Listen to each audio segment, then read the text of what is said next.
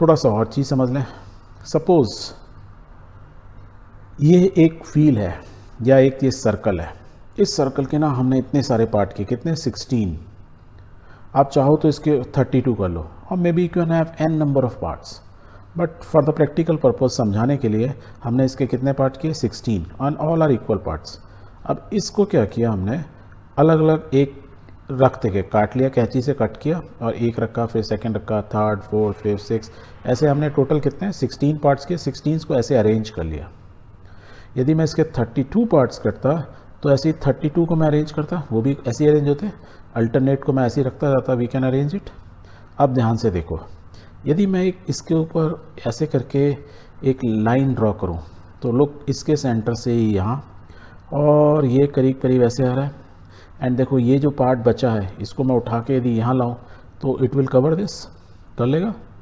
Okay, दूसरा देखो ये जो कर्व एरिया है 3 का, 5 का, 7 का, ये कर्व है टॉप में ना। क्यों कर्व है? क्योंकि ये सर्कुलर पार्ट है।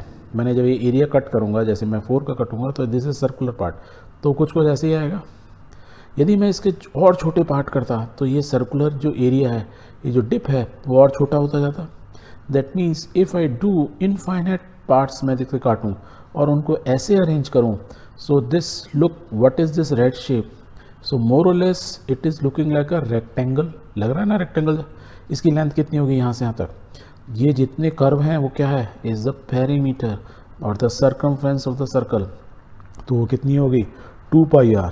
और क्योंकि ये सर्कमफ्रेंस हमने दो पार्ट में डिवाइड कर दिया, 1 ऊपर गया, नीचे 2, दैट मीन्स मैंने हाफ ब्लू वाले ऊपर गए और जो वाइट वाले नीचे हैं। That means this length from this corner to this corner of this red rectangle we can say it is 2πr divide by 2, means half of the circumference.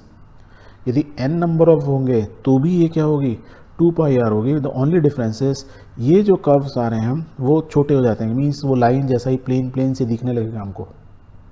Okay, what about this breadth of the circle, it will be is equal to r। क्यों?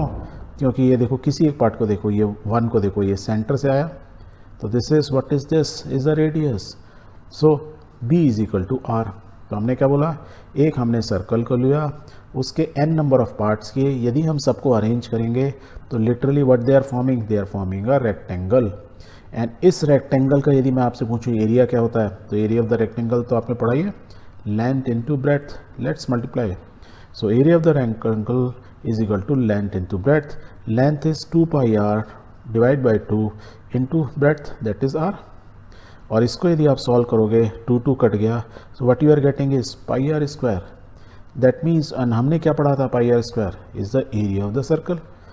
तो हम क्या बोल रहे हैं, यदि एक circle को आप इस तरीके से काट के अरेंज करते हैं, so ultimately you will get a rectangle, और जो रेक्टेंगल का एरिया होगा वही तो सर्कल का एरिया होगा।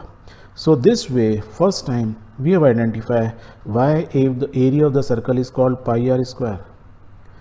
पाई हमने मालूम ही था, उससे हमें सर्कमफ्रेंस मालूम चल गया, सर्कमफ्रेंस से हमने एरिया को कट किया, मतलब सर्कल को कट किया, जब अरेंज किया तो they form a shape called rectangle.